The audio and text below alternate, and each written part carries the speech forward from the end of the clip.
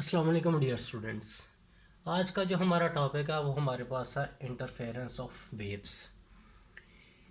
इस टॉपिक को पढ़ने से पहले हम पिछले जो कुछ लेक्चर्स पढ़ चुके हैं, जो कुछ टॉपिक एक हमने पढ़ा था सुपरपोजिशन ऑफ द वेव्स, उसके बारे में कुछ रिवाइज करते हैं, फिर इस हमारे मेन टॉपिक पर आते हैं। हमने सुपरपोजिशन में पढ़ा था कि सुपरपोजिशन में हमारे पास दो वेव्स हैं। अगर हम एक वेव्स इधर से जनरेट करते हैं, इधर को फोर्स लगाते हैं तो एक पल्स इधर क्रिएट करते हैं, एक एम्पलीट्यूड हमें एक एम्पलीट्यूड मिलता है इधर तक, ठीक है, एक क्रस्ट क्रिएट करते हैं। दूसरी डिस्टर्बेंस अगर हम इधर से करते हैं तो हमें इधर भी एक क्रस्ट मिलती है, एक पल्स मिलती है। हमने सुपर पोजिशन में कहा था कि अगर ये इधर को ट्रैवल कर रही है और ये इस साइड को ट्रैवल कर रही है तो ये जब इस पॉइंट पर आकर मिलेंगी तो या तो इन दोनों के मिलने से रिजल्टेंट जो है वो इन दोनों के मिलने से, अगर ये वाली है, दूसरी ये वाली, अगर ये वाली है, तो इन दोनों के मिलने से जो रिजल्टेंट है इनका वो इंक्रीज़ हो सकता है। दो ही कंडीशन थी हमारे पास, या तो रिजल्टेंट इंक्रीज़ हो रहा था या फिर डिक्रीज़ हो रहा था। जब क्रस्ट और क्रस्ट आपस में मिलते हैं तो क्या होता है, रिजल्टेंट इंक्रीज़ हो जाता है। यही केस ट्रफ, और यही केस हमारे पास ट्रफ की सूरत में भी होगा कि अगर हम जनरेट करते हैं, ये हमारे पास एक ट्रफ है और दूसरी हमारे पास ये है, जब ये पॉइंट इस पॉइंट पर मिलेंगी आकर, एक हमारे पास ये है और दूसरी ये, इनका रिजल्टेंट भी क्या है, ये इंक्रीज़ हो जाएगा। तो ऐसी जो सुपरपोजिशन थी हमने इसको कंस्ट्रक्टिव सुपरपोजिशन का नाम दिया था। तो ये हमारे पास जो सुपरपोजिशन थी वो कंस्ट्रक्टिव थी हमारे पास। अब डिस्ट्रक्टिव सुपरपोजिशन भी हमने पढ़ी थी, वो क्या थी कि डिस्ट्रक्टिव सुपरपोजिशन में हमारे पास दो केसेस थे। पहला केस तो था हमारे पास कि अगर ये वेव है, ठीक है, अगर हम उसमें एक रस्सी है हमारे पास, उसमें एक वेव जनरेट करते हैं, ये पल्स है हमारे पास, दूसरी एक क्रस्ट है और ये हमारे पास ट्रफ है। अगर इन दोनों का एम्पलीट्यूड सेम हो, इन दोनों का जो एम्पलीट्यूड है, ए मैं कह दूं, अगर एम्पलीट्यूड है वो हमारे पास अगर दोनों का सेम हो तो क्या होगा, जब ये इस पॉइंट पर आकर मिलेगी, ये एक वेव है पहले वाली और ये दूसरी वेव ये वाली है, इन दोनों का एम्पलीट्यूड जो है वो सेम है, तो नेट रिजल्टेंट जो है हमारे पास ज़ीरो मिलता था। ये वेव जो हमें स्ट्रेट लाइन मिलेगी क्योंकि ये दोनों के कैंसिल के एक दूसरे के इफेक्ट को कैंसिल कर देंगी। दूसरा हमने इसमें एक दूसरा केस पढ़ा था कि हमारे पास ये है कि ये अगर हमारे पास रस्सी है, उसमें एक ये वेव है जिसका एम्पलीट्यूड ज़्यादा है, दूसरी वेव हमने इधर जनरेट की जिसका एम्पलीट्यूड कम होगा। तो जब ये थर्ड पॉइंट इधर आकर, जब ये इस पोजीशन पर आकर मिलेंगी, पहली ये और दूसरी ये वाली थी, अगर उसका जो एम्पलीट्यूड जो है वो कम होगा तो नेट रिजल्टेंट जो है वो हमें क्या मिलेगा, नेट रिजल्टेंट कम हो जाएगा। ये ज़्यादा थी, ये ज़्यादा है हमारे पास, ये कम है, तो ये इसमें से कैंसिल होगी और रिजल्टेंट हमें कम मिलेगा। तो ऐसी जो वेव्स थी हमने उसको डिस्ट्रक्टिव सुपरपोजिशन का नाम दिया था। तो ये हमारे पास है डिस्ट्रक्टिव सुपरपोजिशन। तो अब हम इंटरफेरेंस ऑफ वेव्स को देखते हैं। अब हमने कहा था कि ये सुपरपोजिशन दो चीज़ों पे डिपेंड करती है। कौन कौन सी? एक तो हमारे पास थी फ्रीक्वेंसी, हमने कहा कि ये फ्रीक्वेंसी पे डिपेंड करती है। दूसरा हमने ये कहा कि ये डायरेक्शन पे डिपेंड करती है। फिर हमने तीन जो फिनोमेना बताए थे उधर, जिसमें था इंटरफेरेंस ऑफ वेव्स जो था, दूसरा हमारे पास स्टैंडिंग वेव्स था, तीसरा हमारे पास बीट्स था। तो आज का जो हमारा टॉपिक है वो है इंटरफेरेंस ऑफ वेव्स। अब स्टूडेंट्स, इंटरफेरेंस ऑफ वेव्स में हमने कहा कि इंटरफेरेंस ऑफ वेव्स हमारे पास क्या होती है कि ये हमारे पास सुपरपोजिशन ऑफ टू वेव्स हैं। जब दो वेव्स जो हैं वो आपस में सुपर इम्पोज होती हैं, मिलती हैं, हैविंग द सेम फ्रीक्वेंसी, उनकी जो फ्रीक्वेंसी है वो सेम है, ठीक है। जैसा कि अगर हमारे पास एक मेरे पास अगर ये वेव है, ठीक है, हैविंग द सेम फ्रीक्वेंसी, अगर ये y1 है और ये ही एक दूसरी फ्रीक्वेंसी, तो उसकी फ्रीक्वेंसी भी ये हो, अगर ये है तो ये क्या है, अगर इसको हम y2 कहते हैं, moving in the same direction, इनकी डायरेक्शन भी सेम है और इनके दरमियान जो फेस डिफरेंस है, अगर उसको मैं डेल्टा फाई कहूँ तो वो हमारे पास ज़ीरो होगा, ठीक है। Moving in the same direction will result in the phenomena of interference. तो हमें इस तरह फिर इंटरफेरेंस मिलती है जब सुपरपोजिशन ऑफ टू वेव्स होती है और उनकी फ्रीक्वेंसी सेम होती है और वो सेम ही डायरेक्शन में मूव करती है। अब इधर भी हमारे पास दो केसेस आते हैं स्टूडेंट्स। या तो फिर हमारे पास कंस्ट्रक्टिव इंटरफेरेंस होती है या फिर डिस्ट्रक्टिव इंटरफेरेंस होती है। कंस्ट्रक्टिव इंटरफेरेंस की सूरत में होगी हमारे पास, अगर हमारे पास दो वेव्स हैं, अगर ये वेव है एक हमारे पास ये है, ठीक है, अगर दूसरी में हम ये ही पल्स इधर जनरेट करते हैं, तो जब ये वाली और ये वाली आपस में मिलेंगी तो क्या होगा, जो नेट रिजल्टेंट है वो हमारे पास इंक्रीज हो जाएगा। इसको हम कहते हैं कंस्ट्रक्टिव इंटरफेरेंस। डिस्ट्रक्टिव में हमारे पास क्या होगा, अब यही सूरज जो अगर इधर है तो ये सेम ही हमारे पास ट्रफ की सूरत में भी होगा। अगर क्रस्ट मिल रही है तो अगर ट्रफ भी अगर एक दूसरे के साथ जब वो मिलेंगी तो क्या होगा, अगर ये इधर मिल रही है तो रिजल्टेंट जो है वो इंक्रीज़ हो जाएगा इस तरह। अगर ये और ये, जब ये और ये मिलते हैं तो रिजल्टेंट इंक्रीज़ हो जाएगा, जब ट्रफ और ट्रफ मिलेंगे तब भी रिजल्टेंट इंक्रीज़ हो जाएगा, क्योंकि वो उनका जो फेस डिफरेंस है वो ज़ीरो है, दोनों आपस में मिल रही हैं, तो तब जो इंटरफेरेंस होगी वो हमारे पास कंस्ट्रक्टिव होगी। इसको हम कंस्ट्रक्टिव इंटरफेरेंस का नाम देते हैं। डिस्ट्रक्टिव में हमारे पास क्या होगा, तो अब हम डिस्ट्रक्टिव में देखते हैं कि अगर डिस्ट्रक्टिव में हमारे पास क्या है, कोई पल्स है, कोई वेव है, ये हमारे पास वेव है एक, ठीक है। दूसरे में हम क्या करते हैं, अगर इसमें क्रस्ट हमने क्रिएट की है तो दूसरे में हम क्या करेंगे, ट्रफ क्रिएट करेंगे। तो जब ये दोनों सुपर इम्पोज होगी इस पॉइंट पर ये मिलेंगी तो ये क्या होगा, या तो रिजल्टेंट ये इनका इंक्रीज़ हो जाएगा, अगर ये दोनों इक्वल है तो ये स्ट्रेट लाइन हमें मिलेगी, अगर तो ये ज़्यादा है तो ये कम है, तो हमें जो रिजल्टेंट इधर मिलेगा वो थोड़ा कम मिलेगा, क्योंकि ये ज़्यादा है और ये कम। इस तरह की जो इंटरफेरेंस होगी हमारे पास, हम उसको डिस्ट्रक्टिव इंटरफेरेंस का नाम देते हैं। तो ये हमारे पास डिस्ट्रक्टिव इंटरफेरेंस होगी। तो स्टूडेंट्स अब हम टाइप्स ऑफ इंटरफेरेंस के बारे में पढ़ेंगे। तो सबसे पहले जैसा कि मैंने पहले बताया कि कंस्ट्रक्टिव इंटरफेरेंस,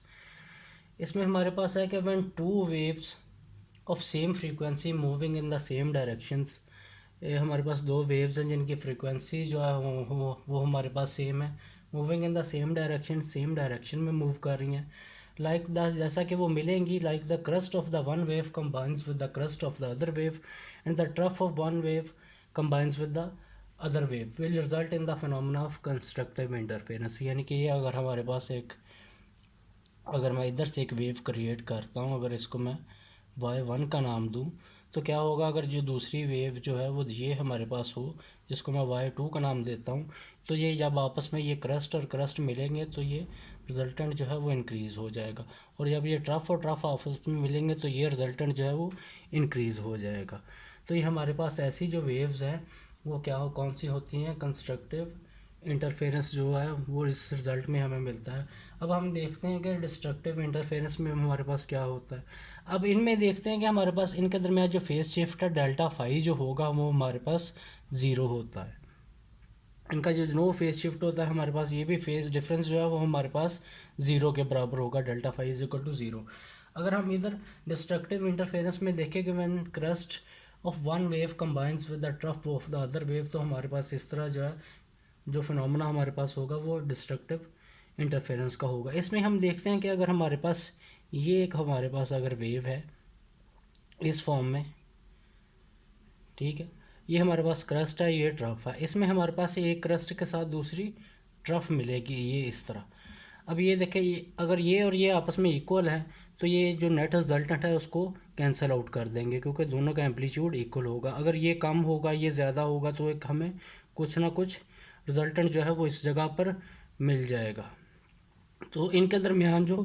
डेल्टा फाई है इज़ इक्वल टू, यानी कि फेस डिफरेंस जो है वो 180 डिग्री का है। अब हम क्या करेंगे स्टूडेंट्स, अब हम इन दोनों वेव्स की जो है हम आपस में अगर हमारे पास y1 है और y2 है, इन दोनों की आपस में हम सुपर पोजिशन करवाएंगे y1 और प्लस y2 को, जैसा कि हम पिछले लेक्चर में कर चुके हैं। उनकी फिर हमें एक इक्वेशन मिलेगी, तो उस इक्वेशन से हम इन दोनों की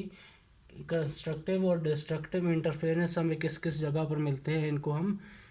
निकालेंगे इसको। तो हम देखते हैं कि हम दो वेव्स लेंगे y1 और y2 और उनको आपस में सुपर इम्पोज करवाएंगे।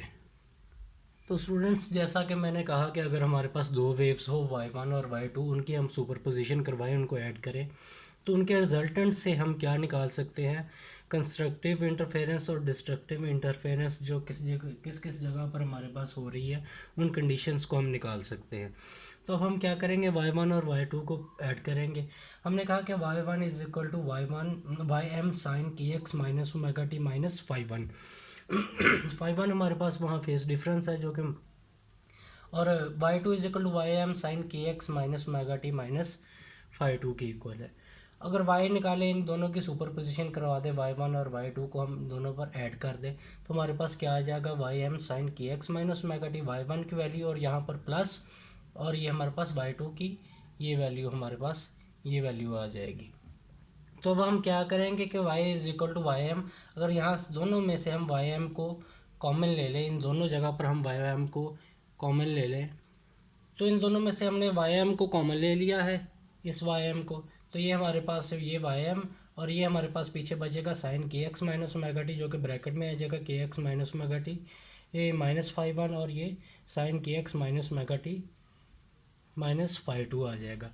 अब स्टूडेंट, जैसा कि पिछले हमें लेक्चर में हमने पढ़ा था कि अगर साइन ए प्लस साइन बी का जो फार्मूला है, जो हमारे पास होता है 2 sign A plus B over 2 cos A minus B over 2। अब इधर देखिए, ये हमारे पास साइन है, ये sine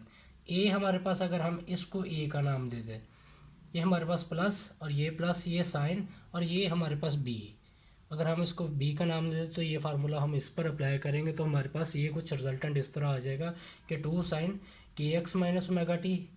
K X minus omega T minus phi one, ये हमारे पास ए की वैल्यू है, और ये प्लस, और ये हमारे पास ये बी की वैल्यू है ओवर 2। इसी तरह कॉस में ए माइनस बी ओवर 2, ये हमने ए लिखा के एक्स माइनस ओमेगा टी और हम माइनस फाई वन, और जब 2 लिखना है, इधर हमारे पास माइनस का साइन है, तो इसके सारे वाले साइन अंदर वाले चेंज हो जाने हैं, जो माइनस में है वो प्लस में हो जाने हैं, इस पर ओवर 2 लिख देंगे।